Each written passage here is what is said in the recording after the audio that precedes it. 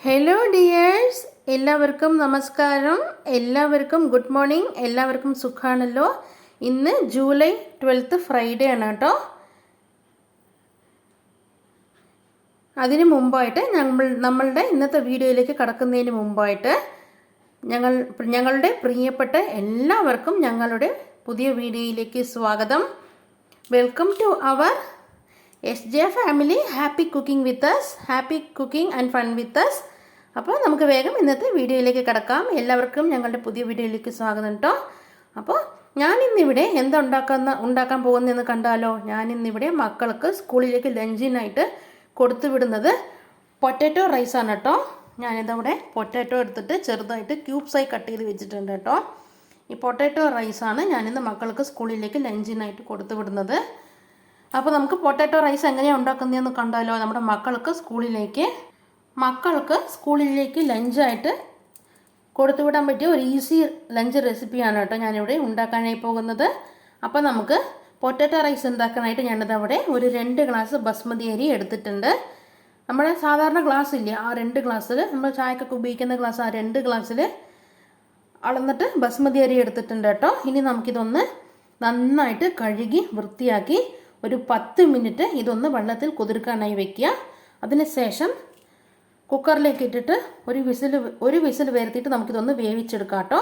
അപ്പോൾ നമുക്ക് ആദ്യം ഇതിനെ ഒന്ന് 10 മിനിറ്റ് നന്നായി കഴുകിയെടുത്ത ശേഷം ഒരു 10 മിനിറ്റ് വെള്ളത്തിൽ കുതിർക്കാനായി വെച്ചിട്ട് വരാം. അങ്ങനെ ഞാനിതാ 2 ഗ്ലാസ് അരി കഴുകി വെള്ളമൊഴിച്ച് കുതിർക്കാനായി വെച്ചിട്ടുണ്ട് കേട്ടോ. ഞാനിതാ 2 ഗ്ലാസ് ബസ്മതി അരിയാണ് ഇവിടെ എടുത്തത്. അത് നന്നായിട്ട് ഒരു 4-5 തവണ വെള്ളം ഒഴിച്ച് കഴുകി വൃത്തിയാക്കി കുറച്ച് വെള്ളം ഒഴിച്ചിട്ട് കുതിർക്കാനായി വെച്ചിട്ടുണ്ട് കേട്ടോ. ഇനി നമുക്ക് ഈ പൊട്ടാറ്റോ റൈസ് ഉണ്ടാക്കാനായിട്ട് ആവശ്യമുള്ള സാധനങ്ങൾ എന്തൊക്കെയാണെന്ന് നമുക്ക് നോക്കാം.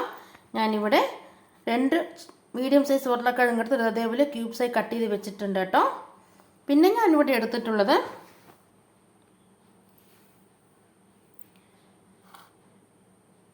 ഒരു ടേബിൾ സ്പൂൺ കസ്കസ് എടുത്തിട്ടുണ്ട്. പിന്നെ പട്ട, ഗ്രാമ്പ്, ഏലക്ക, സ്റ്റാർ അനീസ്, പെരിഞ്ചീരകം, ഇത് 5ഉം കൂടി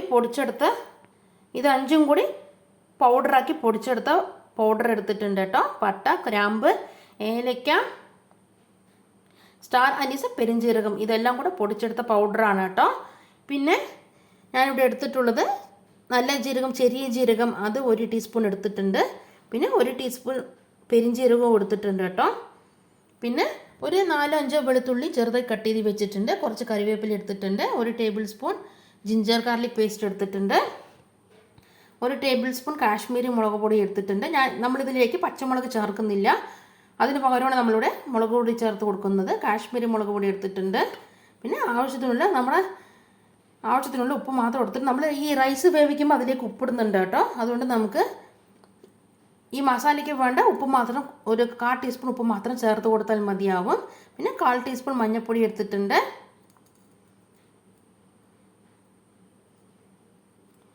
1 ടീസ്പൂൺ ബിരിയാണി മസാലയില്ലേ, അത് ഞാനിവിടെ എടുത്തിട്ടുണ്ട്. പിന്നെ 1 ടീസ്പൂൺ കുരുമുളക് പൊടിയും കൂടി എടുത്തിട്ടുണ്ട് കേട്ടോ. പിന്നെ ഇതാ ഒരു മീഡിയം സൈസ് സവോള ചെറുതായി കട്ട് ചെയ്ത് വെച്ചിട്ടുണ്ട്. പിന്നെ കുറച്ച് പുതിനയില, കുറച്ച് മല്ലിയില എടുത്തിട്ടുണ്ട്. പിന്നെ കുറച്ച് നെയ്യ് എടുത്തിട്ടുണ്ട് കേട്ടോ. ഒരു 2 ടേബിൾ സ്പൂൺ നെയ്യ് എടുത്തിട്ടുണ്ട് ഈ റൈസ് ഒന്ന് വേവിച്ചെടുക്കാനായിട്ട്. പിന്നെ ഈ റൈസ് വേവിച്ചെടുക്കാനായിട്ട് എന്താ കുറച്ച് ഉപ്പ് എടുത്തിട്ടുണ്ട്. 1 ടേബിൾ സ്പൂൺ ഉപ്പ് ഈ റൈസിലേക്ക് ഇട്ടിട്ട് ഈ അരിയിലേക്ക് ഇട്ടിട്ട് വേണം നമുക്കിത് വേവിച്ചെടുക്കാനായിട്ട് ആദ്യം. പിന്നെ ഒരു ബേ ലീഫ്, ഒരു 4 ഗ്രാമ്പ്, ഒരു ചെറിയ തുണ്ട് പട്ട, ഒരു 3 ഏലക്കയും കൂടെ എടുത്തിട്ടുണ്ട് കേട്ടോ. ഈ പട്ടയും ഏലക്കയും ബേ ലീഫും ഈ ഉപ്പും കൂടി ഇട്ടിട്ട് വേണം നമുക്ക് ആദ്യം ഈ റൈസ് ഒന്ന് വേവിച്ചെടുക്കാനായിട്ട് കേട്ടോ. കുക്കറിലേക്ക് ആദ്യം ഒരു 2 ടേബിൾ സ്പൂൺ നെയ്യ് ഒഴിച്ച് കൊടുക്കുക. അത് ചൂടായി വരുമ്പോൾ അതിലേക്ക് ഈ പട്ട, ഗ്രാമ്പ്, ബേ ലീഫ്, ഏലക്കയും കൂടി ഇട്ട് കൊടുത്തിട്ട് അതൊന്ന് മൂത്ത് വന്നതും അതിലേക്ക് നമ്മുടെ ഈ റൈസ് ഇട്ട് കൊടുക്കുക. റൈസ് ഇട്ട് കൊടുത്തിട്ട് ചെറുതായി ഒന്ന് വഴറ്റി എടുത്തിട്ട് അതിലേക്ക് ആവശ്യത്തിനുള്ള വെള്ളം ഒഴിച്ച് കൊടുത്തിട്ട് ഈ ഉപ്പിട്ട് കൊടുത്തിട്ട് നമ്മുടെ ഈ റൈസ് ഒന്ന് ആദ്യം ഒരു വിസിൽ വരുന്ന പോലെ ഒന്ന് വേവിച്ചെടുക്കുക. അതിനുശേഷം വേണം നമുക്ക് ഈ പൊട്ടാറ്റോ റൈസ് ഉണ്ടാക്കാനായിട്ട്.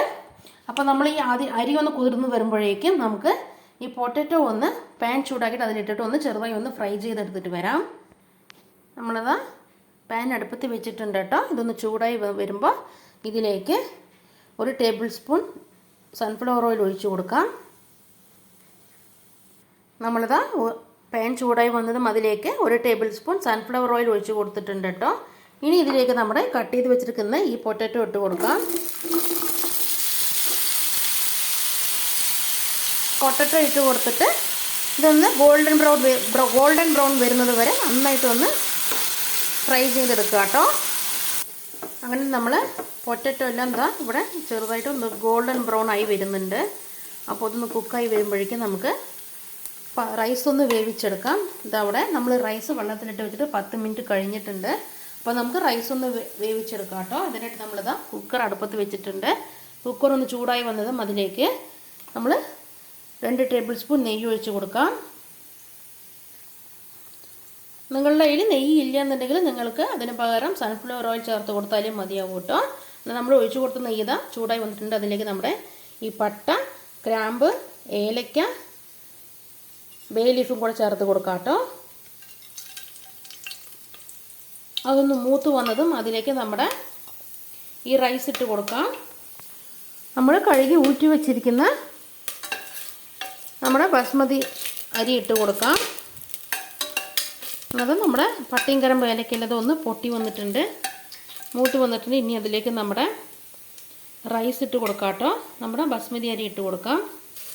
നമ്മളിതാ റൈസ് എല്ലാം ഇട്ട് കൊടുത്തിട്ടുണ്ട് കേട്ടോ. ഇനി ഇതൊന്ന് ചെറുതായിട്ടൊന്ന് വഴറ്റിയെടുക്കുക. നമുക്കിനി ഇതൊന്ന് ചെറുതായിട്ടൊന്ന് വഴറ്റിയെടുക്കുക കേട്ടോ.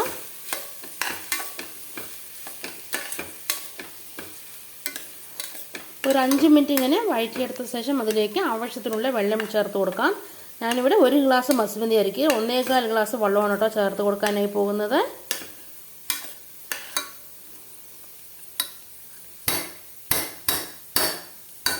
നമ്മുടെ പൊട്ടറ്റോ എല്ലാം എന്താ അവിടെ ഗോൾഡൻ ബ്രൗൺ ആയി വന്നിട്ടുണ്ട്. അങ്ങനെ 5 മിനിറ്റ് കഴിഞ്ഞിട്ടുണ്ട്. ഇനി നമുക്കിതിലേക്ക് ആവശ്യത്തിനുള്ള വെള്ളം ചേർത്ത് കൊടുക്കാം കേട്ടോ. 1 ഗ്ലാസ് അരിക്ക് 1.25 ഗ്ലാസ് വെള്ളമാണ് കേട്ടോ നമ്മളിതിലേക്ക് ചേർത്ത് കൊടുക്കേണ്ടത്.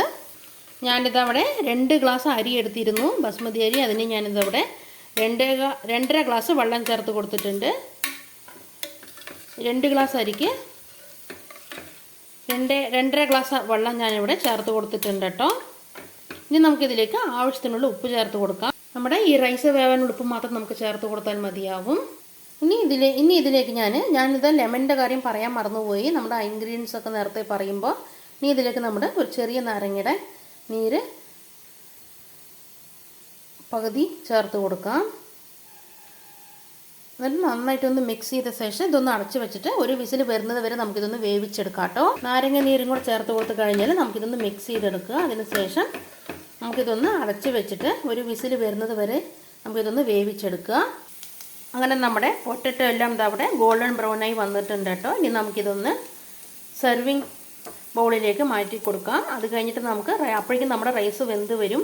റൈസ് വെന്ത് വന്ന ശേഷം നമുക്ക് ബാക്കി കാര്യങ്ങളിലേക്ക് കിടക്കാം.